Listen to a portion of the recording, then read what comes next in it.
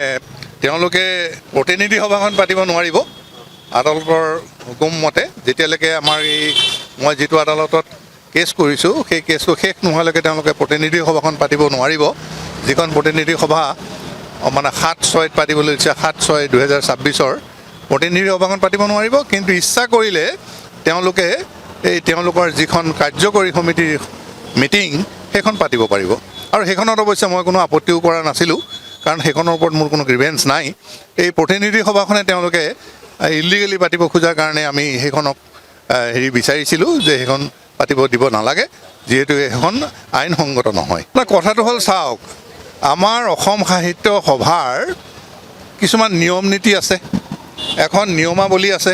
গতিকে আমাৰ যিবিলাক কাম চলে সেইবিলাক সকলোবিলাক সেই নিয়মাৱলীৰ মাজেৰে চলে গতিকে নিয়মাৱলীখনত এনেকুৱা ধৰণৰ প্ৰভিজন নাই মানে ব্যৱস্থা নাই যে তেওঁলোকে প্ৰতিনিধি সভা 3বাৰ পাতিব পাৰিব আকৌ এখন কিবা আধৰুৱা বুলি প্ৰতিনিধি সভা পাতিব পাৰিব কাৰণ আমাৰ প্ৰতিনিধি সভা 2বাৰ হয় আমাৰ যিখন মানে আমাৰ নিয়মাৱলী অধিনিয়ম 5ৰ 1ৰ ক আৰু খত এই দুটা বস্তু বৰ সুন্দৰকৈ লিখা আছে যে প্ৰথম বাৰ্ষিক অধিৱেশন এখন পাতিব পাৰিব বছৰত আমাৰ 2বছৰীয়া কাৰ্যকাল তাৰে প্ৰথম এবছৰত এখন বাৰ্ষিক অধিৱেশন হ'ব আৰু সেই অধিৱেশনখন প্ৰতিনিধি সভা এখন হ'ব আৰু দ্বিতীয়খন দ্বিবাৰ্ষিক অধিৱেশন হ'ব আৰু সেইখনতো এখন প্ৰতিনিধি সভা হ'ব এটা তেওঁলোকে এই আইন কানুন একো নামানি এতিয়া অহা 7 তাৰিখ 7/6/2026 এই যোৱা যিখন প্ৰতিনিধি সভা আমাৰ গুৱাহাটীত হৈ গ'ল সেইখন কিবা আধৰুৱা হোৱা বুলি কৈ তেওঁলোকে এখন আকৌ প্ৰতিনিধি সভা পাতিব ওলাইছে যিটো আচলতে আইনসংগত নহয় গতিকে তেওঁলোকৰ ক্ষমতাটোৰ যিটো এইটো অপব্যৱহাৰ কৰিছে অপব্যৱহাৰ কৰি পেলাই তেওঁলোকে যিকোনো কাম কিছুমান কৰিবলৈ লৈছে যাৰ কাৰণে আমাৰ সাহিত্য সভাৰ অনুৰাগীসকলৰ যথেষ্ট ক্ষতিসাধন হৈছে আৰু সেইকাৰণেই মই বিশেষকৈ যদিও মই অধিবক্তা হিচাপে কিন্তু এইটো আদালতলৈকে যোৱা নাই মই আদালতত এজন সাহিত্য প্ৰেমিক হিচাপে বা সাহিত্য সভাৰ সদস্য হিচাপে মই উপায় নাপায় এইটোৰ কাৰণে আদালতৰ ওচৰ চাপিছিলোঁ আদালতৰ পৰা বিচাৰিছিলোঁ যে আইনসংগতভাৱে যিটো হয় সেইটো যাতে আমাক এটা সুবিচাৰ কৰি দিয়ে আজি আইনে আমাক সুবিচাৰ কৰি দিছে দি পেলাই সদ্যহতে তেওঁ যিখন সভা পাতিব খুজিছে তেওঁলোকে সেই সভাখন মোৰ যিটো কেছ আদালতত চলি আছে সেই কেছটো শেষ নোহোৱালৈকে পাতিব নোৱাৰিব বুলি স্পষ্টকৈ আজি মানে হুকুমত কৈছে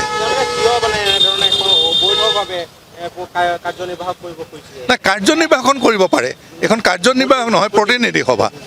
কাৰ্যনিৰ্বাহন অবৈধ বুলি মই কোৱা নাই কাৰ্যনিৰ্বাহন তেওঁলোকে পাতিব পাৰে মই এতিয়াও কৈ আছোঁ কাৰ্যনিৰ্বাহন পাতাত আমাৰ বা মোৰ বিশেষকৈ একো আপত্তি নাই কিন্তু প্ৰতিনিধি সভাখন পাতিব নোৱাৰে আৰু যিখন আধৰুৱা বুলি কৈ আছে তেওঁলোকে নিজেই আকৌ কৈ আছে যে সেই যিখন আমাৰ বাৰ্ষিক অধিৱেশনত প্ৰতিনিধি সভা হৈ গ'ল তাতে 32টাকে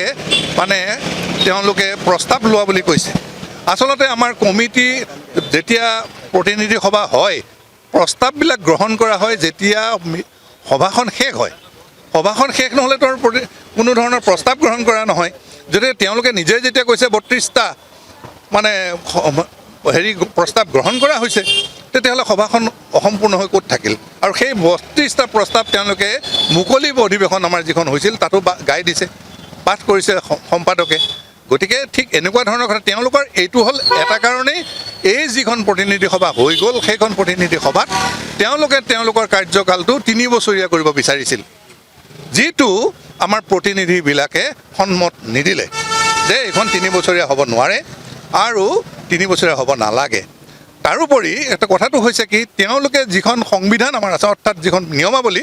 সেইখন আমাৰ নিয়ম মতে আমাৰ যিখন মানে অসম সাহিত্য সভাৰ নিয়মাৱলী সেইমতে এবাৰ সংশোধন হোৱাৰ পিছত 4 বছৰৰ পিছতহে সংবিধানখন সংশোধন কৰিব পাৰে গতিকে সেইমতে গ'লে আমি 23 চনত আমাৰ সংবিধানখন সংশোধন হৈছিল আৰু এতিয়া হ'ব লাগিলে 4 বছৰৰ পিছত 27 চনত হ'ব লাগিব গতিকে 27 চনত হ'ব লাগিলে আমাৰ দ্বিবাৰ্ষিকখন 27 চনত হ'ব দুলীয়াজানত হ'ব গতিকে তেওঁলোকে দুলীয়াজানত এই সংবিধানখন সংশোধনৰ কথা ক'ব পাৰিলেহেঁতেন কিন্তু ইয়াৰো এটা মানে কিছু নিয়ম কানুন আছে যে সংবিধানখন সংশোধন কৰিব লাগিলে শাখাৰ পৰা প্ৰস্তাৱ বিচাৰিব লাগে,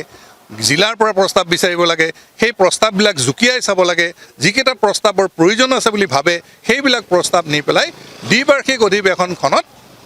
দিব লাগে। আৰু দ্বিবাৰ্ষিক অধিৱেশনত যদি আমাৰ প্ৰতিনিধিবিলাকে ভাবে যে এই প্ৰস্তাৱটো গ্ৰহণযোগ্য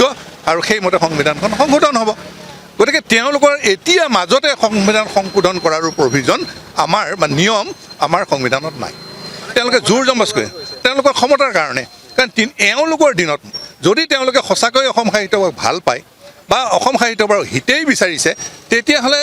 অহা ২৭ত আমাৰ প্ৰতিনিধি সভা হৈ আছে, তাতেই তেওঁলোকে সংশোধনৰ ব্যৱস্থা কৰক। ব্যৱস্থা কৰিলে আগলৈকে যিজন সভাপতি হ'ব তেওঁক ৩ বছৰ দিয়ে, ৪ বছৰ দিয়ে, ৫ বছৰ দিয়ে, প্ৰতিনিধি সভাই দিয়ক। কিন্তু তেওঁলোকে আজিতে কিয় লাগিছে? তেওঁলোকে আজিতেই সংবিধানখন উঠি পৰি মানে যেতিয়া কৰিব বিচাৰিছে, তাৰ মানে তেওঁলোকৰ কাৰ্যকালটোৱেই ১ বছৰ বৃদ্ধি হ'ব লাগে আৰু তেওঁলোককেই মানে সেই কাৰ্যকালটো দিব লাগে, যিটো আচলতে আইনসংগত নহয় আৰু যিটোৱে আমাৰ অসম সাহিত্য সভাৰ সাহিত্যপ্ৰেমিক সাহিত্যৰ সভাৰ লগত জড়িত মানুহখিনি সাহিত্য সভাৰ সদস্যকে ধৰি সকলোৰে ক্ষতি সাধক কৰিব।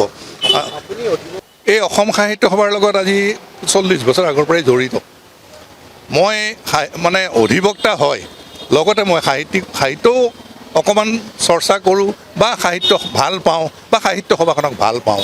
মই আচলতে কোনো ক্ষমতাৰ কাৰণে মই সাহিত্য সভাখন ভাল পাওঁ, মই জাতিক ভাল পাওঁ, ভাষাক ভাল পাওঁ। মোৰ কথা হ'ল মোৰ জাতি ভাষা বা মোৰ দেশক যদি কোনোবা কেতিয়াবা ক্ষতি কৰিব বিচাৰে, মই কেতিয়াও সেইটো সহ্য কৰিব নোৱাৰোঁ। আৰু সেইকাৰণে মই মোৰ নিজৰ ফালৰ পৰা মই ব্যক্তিগত ফালৰ পৰা আহি পেলাই মই এটা আদালতৰ আশ্ৰয় লৈছোঁ, যিহেতুকে তেওঁলোকক বহুত মানুহে কৈছে এই সম্পৰ্কত যে আপোনালোকে এইখন নাপাতিব, এইখন আইনসংগত নহয়, এই বুলি পেলাই বহুত মানুহে পেপাৰতো দিছে, বহুত মানুহে চিঠি পত্ৰ দিছে, সেইবিলাকো তেওঁলোকে নস্যাৎ কৰিছে। আনকি এই যে মই ক'লোঁ সংবিধানৰ সংশোধন কৰা আৰু এটা ব্যৱস্থা আছে, যদি কিবা সৰু সুৰা ভুল থাকে তাৰমানে আমাৰ এই যিখন আমাৰ কাৰ্যকৰী সমিতি থাকে তেওঁলোকৰ অনুমোদন লৈ পেলাই ৫জনীয়া কমিটি এখন কৰি পেলাই সংশোধন কৰিব পাৰে। তেওঁলোকে সেইটোও কৰিলে, ৫জনীয়া সমিতি এখন কৰিলে, কৰি পেলাই আহ্বায়ক হিচাপে আমাৰ মাধুৰ্য বৰুৱাক আহ্বায়ক হিচাপে দিলে আৰু মাধুৰ্য বৰুৱাই গোটেই সংবিধানখন পঢ়ি শুনি চাই পেলাই দেখিলে যে এতিয়া কোনো নিয়মতে সংবিধানখন সংশোধন কৰিব পৰা নাযায়। সেইকাৰণে তেওঁ এখন সুন্দৰকৈ চিঠি এখন লিখি পেলাই সভাপতিক জনালে যে এই মুহূৰ্তত বা এই কাৰ্যকালত আমি সংবিধান সংশোধন কৰিব নোৱাৰিম, গতিকে আমি বেলেগ ধৰণে ভাবিব লাগে, যদিহে আমি সাহিত্য সভাখনৰ মংগল কামনা কৰোঁ। তেনে ক্ষেত্ৰত সেই মানুহজনৰ, যিজন মই জনাত ইউনিভাৰ্চিটি বোধ কৰোঁ তেওঁ এজন বক্তা, যিয়ে নহওক প্ৰবক্তা, কিন্তু তেওঁৰ নিচিনা মানুহজনৰ কথাও নুশুনিলে, যাৰ কাৰণে তেওঁ সেইটোৰ পৰা অব্যাহতি লৈছে বুলি মই শুনিছোঁ। যে যিয়েই নহওক মানে বহুতে কোৱাৰ পিছতো তেওঁলোকে নিজে নিজে ক্ষমতাৰ কাৰণে, যিকেইজন আমাৰ এতিয়া ক্ষমতাত আছে সেই ক্ষমতাৰ কাৰণে তেওঁলোকে এইবিলাক কৰিব লৈছে। গতিকে এইটো যদি আমি হ'বলৈ দিওঁ, যদি আইন কানুন নামানাকৈ বা নকৰাকৈ যদি চবখিনি কাম কৰিবলৈ দিওঁ, মই ভাবোঁ আমাৰ অসম সাহিত্য সভাৰ বা অসমৰ জাতি ভাষা সংস্কৃতিৰ কাৰণে বৰ ডাঙৰ এটা সংকট আহিব।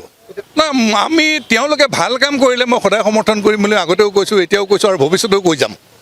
যদিহে তেওঁলোকে ঠিক এনেকুৱা ধৰণৰ মানে অসাংবিধানিক বা আমাৰ ভাষা সংস্কৃতিৰ আঘাত কৰা কাম বা আমাৰ যদি সাহিত্য সভাৰ বিপৰীতে হ'ব নলগা কাম কিবা কৰিবলৈ যায়, তেতিয়াহ'লে আমি প্ৰত্যেক মুহূৰ্তই আনে কিবা কৰক নকৰক মই কিন্তু বাধা দি যাম। যিকোনো খবৰৰ বাবে যোগাযোগ কৰক আমাৰ এই নম্বৰত 9181 307 2221।